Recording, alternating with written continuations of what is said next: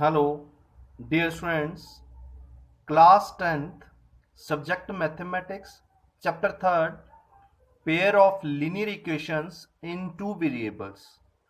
Exercise 3.2 जो आज हमारा टॉपिक है बेटा जी, statement questions related to exercise 3.2. Exercise 3.2 से जो रिलेटेड स्टेटमेंट क्वेश्चंस हैं वो आज हमारा टॉपिक है. ऐसे questions examination point of view से अगर देखें तो ये इंपॉर्टेंट भी हैं और बच्चों के लिए थोड़े कंफ्यूजन वाले क्वेश्चन भी हैं, क्योंकि इसमें बच्चे कंफ्यूज हो जाते हैं स्टेटमेंट में. तो मैं आपको कुछ क्वेश्चंस करवाऊंगा और कुछ क्वेश्चंस मैं आपको करने के लिए भी दूंगा. तो सबसे पहले हम स्टेटमेंट क्वेश्चन नंबर 5 पर आ रहे हैं बेटा. Half the perimeter of a rectangular garden whose length is 4 meter more than its width is 36 meter. Find the dimensions of the garden. तो यहां पर हमने स्टेटमेंट को बार बार पढ़ना है. ये तो नहीं है कि एक बार पढ़ने से आपको समझ आ जाएगी. हाँ आ जाएगी, बट उसके लिए प्रैक्टिस जरूरी है. Half the perimeter of a rectangular garden, आपके पास एक रेक्टेंगुलर गार्डन है, रेक्टेंगल है जो whose length is 4 metre more, जिसकी लेंथ 4 मीटर ज्यादा है किससे, देन इट्स विड्थ, इसकी विड्थ से 4 मीटर ज्यादा है, इज 36 मीटर. तो ये 36 मीटर क्या है बेटा. तो दोबारा फिर हम देखेंगे, half the perimeter of a rectangular garden is means किसकी बात कर रहे हैं, वो पेरीमीटर की. पेरीमीटर का जो हाफ है that is 36 metre. Is it clear students. और लेंथ और ब्रेड्थ में क्या रिलेशन है, जो विड्थ है वो कम है लेंथ से कितनी, 4. या आप ये बोल सकते हो जो लेंथ है वो विड्थ से कितनी ज्यादा है, 4 मीटर. तो अब हम क्वेश्चन को करेंगे बेटा जी. यहां पर इन्होंने कहीं नहीं लिखा कि आपने इसका ग्राफ बनाना है या आपने ग्राफिकली कर कर बताना है कि इसकी जो डायमेंशन है क्या होंगी. ये आप पर डिपेंड है कि आप कैसे कर रहे हो. तो सबसे पहले मैं सिंपल मेथड से ही करूंगा. Let the width of the garden is equal to B which is equal to x metre. उसको हमने क्या लेट कर लिया बेटा जी, एक्स मीटर. आप देख सकते हो मैंने विड्थ को एक्स मीटर लिया है. Then length becomes 4 more than it's width. तो 4 उसमें ऐड हो जाएगा, मोर है, मल्टीप्लाई मत करना बेटा, वो 4 टाइम्स हो जाएगा. हमने 4 मोर करना है. 4 more means we have to add plus और यू कैन से हम ऐड करेंगे 4. तो लेंथ कितनी आ जाएगी आपकी, x प्लस 4 मीटर. तो अभी आपके पास लेंथ आ गई x प्लस 4 मीटर, ब्रेड्थ आपके पास x मीटर है. तो अब हम कौन सा फॉर्मूला लगाने वाले हैं, आप क्वेश्चन को देखकर बता सकते हो बेटा, पेरीमीटर. तो पेरीमीटर ऑफ रेक्टेंगल क्या होता है बेटा जी, 2 इंटू एल प्लस बी. इसका क्या होता है, पेरीमीटर होता है. उस पर अब हम आगे चलेंगे बेटा जी. लिसन बेटा जी, perimeter is equal to 2 into L plus B. तो एल की वैल्यू मैंने यहां फिल कर दी है, that is X plus 4, B is X, 2 एस्टेज आ गया. बट अकॉर्डिंग टू क्वेश्चन क्या है बेटा जी, अकॉर्डिंग टू क्वेश्चन है हाफ ऑफ द पेरीमीटर. उसका अगर हाफ कर दें तो दोनों तरफ हाफ करना होगा हमने, इस तरफ पेरीमीटर का भी हाफ कर दिया और इस फॉर्मूला का भी हाफ करेंगे. तो हाफ ऑफ पेरीमीटर कितना है आपके पास, 36 मीटर आपको ऑलरेडी गिवन है स्टेटमेंट में. तो ये 2 इस 2 के साथ कट हो जाएगा, एक न्यूमिनेटर है एक डिनोमिनेटर है. तो आपके पास क्या रहेगा, x plus 4 plus x plus x it becomes 2x plus 4. इसको हमने ट्रांसपोज किया, इट बिकम्स 36 माइनस 4. 36 माइनस 4 कितना आ गया, 32. 2x एज इट इज आ गया. कई बच्चे सोच रहे होंगे साइन चेंज होंगे, हमने साइड चेंज की है. बेटा मैंने दोनों की है, then no change. 2x is equal to 32. तो x कितना आ गया आपका, 16. क्यों, ये मल्टीप्लीकेशन में है, उधर जाकर के इसमें हो जाएगा डिवाइड में. तो आप x है क्या था, ब्रेड्थ या आप विड्थ बोल सकते हो गार्डन की, that is x which is equal to 16 metre. अगर वो 16 मीटर है तो लेंथ कितनी होगी गार्डन की, that is 4 more than 16. It mean 16 plus 4 20 metre. तो इस क्वेश्चन को आप ऐसे भी कर सकते हो, बट अगर आपको ग्राफिकल मेथड से बोला है तो आपने वैसे ही करना है. अगर आपको डायमेंशन पूछी है तो आप ऐसे भी कर सकते हो. बट अब मैं आपको ग्राफिकली भी समझाऊंगा, क्योंकि आपका जो क्वेश्चन जो ग्राफ से रिलेटेड एक्सरसाइज है उसमें है। तो अगर एग्जाम में ग्राफिकली आ जाए तो आप कैसे करोगे वो मैं अभी आपको समझाऊंगा बेटा जी। Let the width of garden is equal to x metre and length of the garden is equal to y metre. तो मैंने x और y में इसको लिया है क्योंकि हमें टू वेरिएबल में लीनियर इक्वेशन बनानी है बेटा, तो उसके लिए मैंने ये टू वेरिएबल यूज किए हैं। देन अकॉर्डिंग टू क्वेश्चन होगा, अब लेंथ और ब्रेड्थ में रिलेशन क्या है, y is equal to x plus four. It mean जो लेंथ है तब इक्वल हो जाएगी अगर हम ब्रेड्थ में क्या ऐड कर दें, x ऐड कर दें, सॉरी 4 ऐड कर दें, तो ये इक्विलिब्रियम बन जाएगा। आप इसको वन लेट कर सकते हो, ये मैंने ट्रांसपोज कर कर उसको वन लेट किया है, फर्स्ट इक्वेशन बनाई है। आप इसको भी फर्स्ट लेट कर सकते हो। अब उसके बाद सेकंड लीनियर इक्वेशन कहां से बनेगी, वो बनेगी यहां से बेटा जी, half of perimeter is equal to 36 metre given. Then half as is perimeter क्या होता है, 2 into L plus B. L के आपका एक्स प्लस वाई, 2 के साथ कट हो गया, x plus y is equal to 36। It is linear equation in two variables. तो ये टू वेरिएबल में लीनियर इक्वेशन ये है, एक आपके पास ये है, यहां से मैंने y की वैल्यू निकाली, that is x plus four यहां से। तो फ्रॉम फर्स्ट इक्वेशन फर्स्ट हमने क्या ले लिया बेटा, y is equal to x plus four. क्यों, हमने ग्राफ बनाना है, हम ग्राफिकली इसको कर रहे हैं। ग्राफिकली कैसे करेंगे बेटा जी, यहां पर मैंने टेबल बनाया बेटा, जो हमने पुट करनी है value, if x is equal to 4 then y is equal to this one, x is equal to 0 y is equal to this one. वो आप एग्जाम में कर सकते हो, अपनी रफ नोटबुक फेयर नोटबुक में करोगे। यहां पर मैं आपको एज इट इज समझा रहा हूं, क्योंकि नहीं तो फिर हमारी जो वीडियो है वो काफी लॉन्ग हो जाएगी बेटा। Put the value of x is 4, मैंने 4 पुट किया है तो आपका y आ गया 4 plus 4 8। If x is 0 then y is 4। तो जो आपका ए पॉइंट है वो कितना आ गया 4,8, बी कितना आ गया आपका 0,4। तो आपके पास ये टू सॉल्यूशंस आ चुके हैं इस लाइन के, इक्वेशन फर्स्ट के टू सॉल्यूशंस आ रहे हैं, जिनको ज्वाइन कर कर ये लाइन क्या हो जाएगी, जियोमेट्रिकली आप बना सकते हो। तो ऐसे ही मैं किसके लिए करूंगा बेटा जी, इक्वेशन सेकंड के लिए। तो आप यहां देख सकते हो कि यहाँ 36 है, 36 है, तो इट मीन इसके जो नंबर्स हैं वो काफी बड़े आएंगे। जैसे 0 पुट कर दिए तो 36, 2 पुट करेंगे देन 34, 4 पुट करेंगे 30। तो इसके लिए मैं पहले ही प्लानिंग के साथ ऐसे नंबर्स पुट करूंगा जो 4 से क्या हो, एग्जैक्टली डिविजिबल हो। तो अभी आप सोचोगे 4 से कहां से हिंट मिला, क्योंकि इसमें भी 4 का डिफरेंस जो है, यूनिफॉर्म डिस्टेंस वो भी है। तो इसमें भी मैं 4 के अकॉर्डिंग ही पुट करूंगा, जो वो नंबर पुट करूंगा जो 4 से एग्जैक्टली डिविजिबल है। चलो बेटा आगे चलते हैं। अब नाउ फ्रॉम इक्वेशन सेकंड बेटा जी, y is equal to 36 minus x, ये कहां से आया, क्योंकि x plus y is equal to 36 था, हमने y की वैल्यू निकाल ली, दैट बिकम्स 36 माइनस एक्स। तो अब x की वैल्यू फिल कीजिए और y निकालिए। अगर एग्जाम में या फेयर नोटबुक पर करोगे तो यहाँ पर बताओगे कि कैसे कैसे आपने पुट किया है, इंट्रोड्यूस करोगे इस क्वेश्चन को। मैं जनरलाइज कर रहा हूं क्योंकि वीडियो लॉन्ग ना हो। तो मैंने यहां पर पुट किया है 16, x की वैल्यू मैंने 16 पुट कर दी, और y आपका कितना आ गया 20। देन x की वैल्यू 20 पुट कर दी, y कितना आ गया 16। तो पॉइंट P कितना आ गया 16,20, Q कितना आ गया 20,16। तो अब हम इनको प्लॉट कैसे करेंगे बेटा, ये थोड़ी आपको क्लैरिटी है जी कैसे करनी है।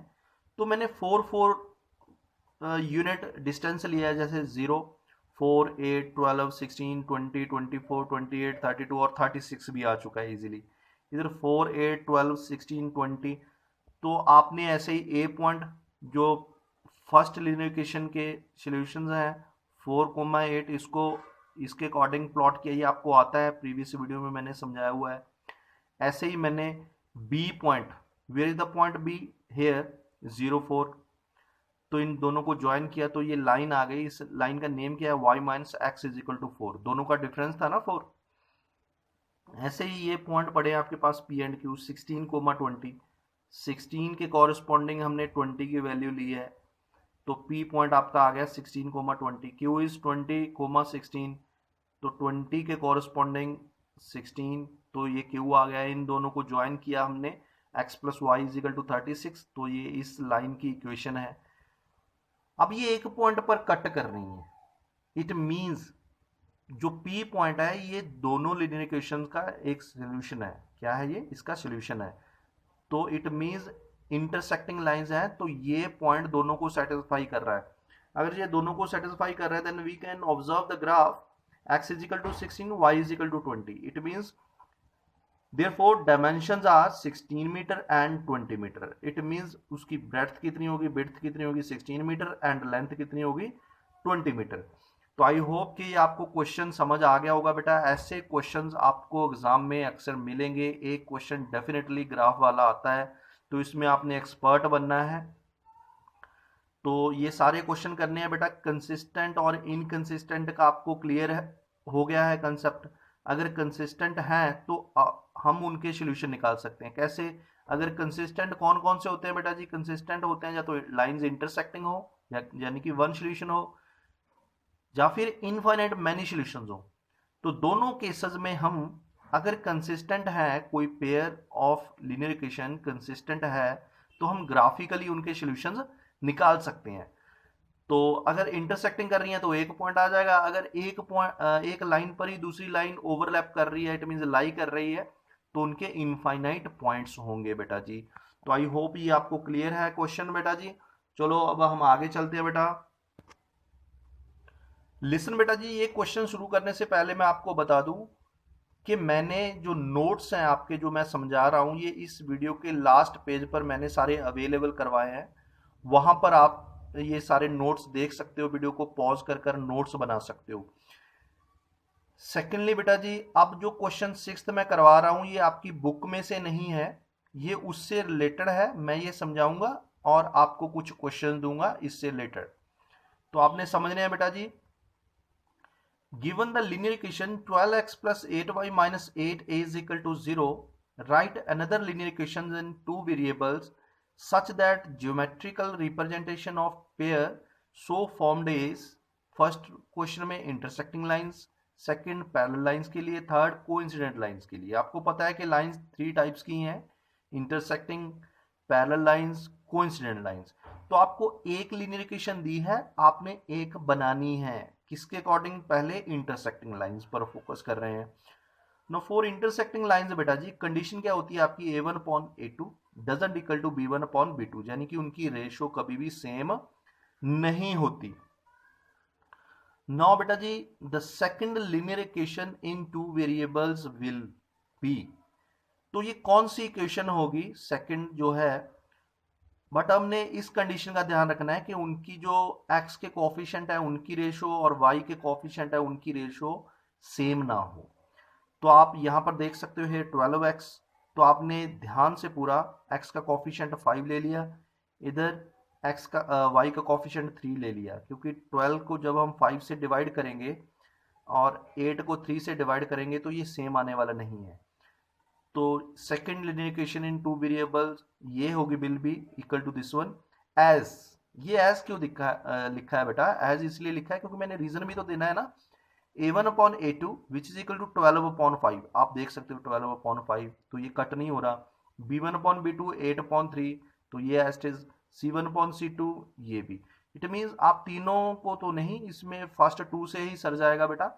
आप फर्स्ट 2 को देखो, दे आर नॉट सेम। अगर ये सेम नहीं है, इट मींस ये जो second linear equation in two variable है, ये इंटरसेक्टिंग लाइन की सेकंड जो इक्वेशन है वो बन सकती है बेटा जी। तो आपका ये आंसर है बेटा जी। नाउ पार्ट सेकंड बेटा जी, for parallel lines. Parallel line के लिए कंडीशन लिखेंगे, condition is a1 upon a2 which is equal to b1 upon b2 doesn't equal to c1 upon c2। Then second equation in two variable will be, क्या होगा? 3x plus 2y minus 5। ये ऐसे क्यों है? क्योंकि ये हमने अपने ब्रेन से बनाना है बेटा, थोड़ा सोच समझकर, ताकि जो फर्स्ट 2 हैं x के कोफिशिएंट और y के कोफिशिएंट की रेशियो तो सेम हो, बट जो कांस्टेंट नंबर है उनकी रेशियो सेम ना हो। तो इसका रीजन यहां है as a1 upon a2। a1 आप देख सकते हो 12 है, a2 आपने क्या लिया 3, तो इनका कट होकर कितना आ गया 4। आप b2 देख सकते हो कितना, b1 कितना है 8, यहाँ कितना लिया है 2, तो ये जानबूझकर हमने ऐसे लिए हैं, तो हमने देखा है कि ये दोनों सेम आ चुके हैं, यस। बट थर्ड जो है वो कट नहीं हो रहा और ये सेम नहीं आ रहा, it means first two same है, first two ratio, third same नहीं है। इट मीन्स ये किसकी लाइन है, इक्वेशन इन टू वेरिएबल, ये कौन सी है, ये पैरेलल लाइन है।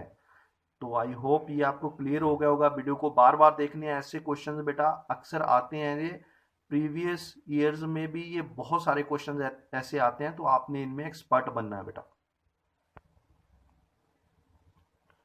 Now for coincident lines. Coincident lines कौन सी होती हैं बेटा, टू लाइन जो ओवरलैप करें, एक दूसरे पर लाई करें, उनको हम कोइंसिडेंट लाइंस बोल देते हैं। उनके लिए कंडीशन क्या होती है, a1/a2 which is equal to b1/b2 is equal to c1/c2, यानी कि तीनों की रेशो सेम होगी, x के कोफिशिएंट की, y के कोफिशिएंट की, और जो कांस्टेंट आपके पास नंबर्स हैं, कांस्टेंट हैं, उनकी रेशो सेम होगी। Then second linear equation in two variables will be 6x plus 4y minus 4 equal to 0, ये होगी। इट मीन ये ऐसे क्यों लिखी है, आप कोई भी बना सकते हो, जरूरी नहीं है कि सेम ही आंसर आए आपके, ये डिफरेंट भी हो सकते हैं। a1/a2 which is equal to 12/6, 2 आ गया, b1/b2 8/4 which is equal to 2, c1/c2 which is equal to this one, तो तीनों सेम है। इट मीन्स ये कोइंसिडेंट लाइन की इक्वेशन बन सकती है। यही नहीं, जो मैं करवा रहा हूं यही है, इनफाइनाइट है बेटा, एक लाइन के पैरेलल इनफाइनाइट लाइंस ड्रॉ कर सकते हैं, इंटरसेक्टिंग लाइन हम इनफाइनाइट कट कर सकते हैं एक लाइन के अकॉर्डिंग, तो इनके सॉल्यूशन इनफाइनाइट आएंगे। एक्सरसाइज 3.2 बेटा प्रैक्टिस वर्क दे रहा हूं मैं आपको। Question number 6, given the linear equation 2x plus 3y minus 8 is equal to 0, write another linear equation in two variables such that the geometrically representation of pairs so formed is intersecting lines, parallel lines, coincident lines। तो अभी मैंने ऊपर question करवाया, आपने पूरा ध्यान से करना है, आंसर डिफरेंट हो सकते हैं बट आपने पूरा ध्यान से करने हैं बेटा जी, ये आप कर सकते हो, एग्जामिनेशन पॉइंट ऑफ व्यू से बहुत ही इंपॉर्टेंट क्वेश्चन है। Question number 7, draw the graphs of equations x minus y plus 1 equal to 0, तो ये first linear equation in two variable हो गई, and 3x plus 2y minus 12 is equal to 0, ये second linear equation in two variable हो गई। तो इनका graph बनाना है। ग्राफ बनाना अब आपके लिए सिंपल है बेटा जी, यहाँ से आप x की वैल्यू पुट कीजिए, y निकालिए, x की वैल्यू पुट कीजिए, y निकालिए, बट आपने ध्यान देना है इंटीजर्स पुट करने हैं और कोशिश करनी है कि आपका जो आंसर है वेरिएबल की वैल्यू है, दूसरे वेरिएबल की वैल्यू वो भी इंटीजर आए।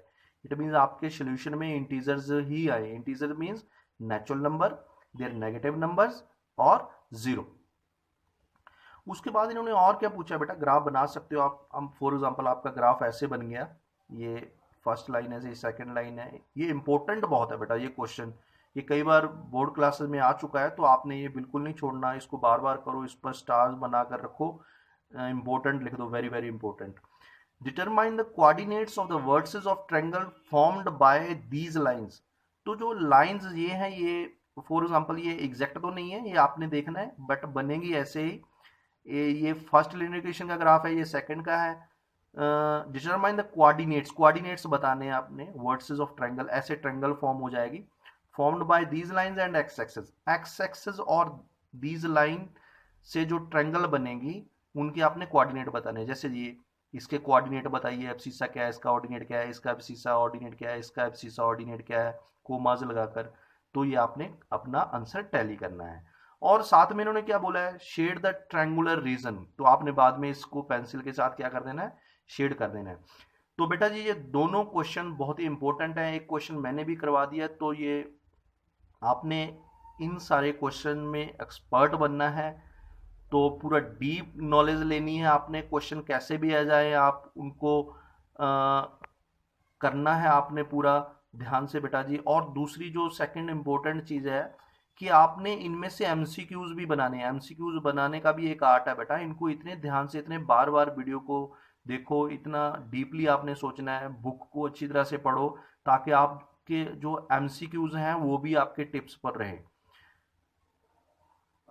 कीप द रिकॉर्ड्स बेटा जी। थैंक्स बेटा जी, थैंक यू वेरी मच।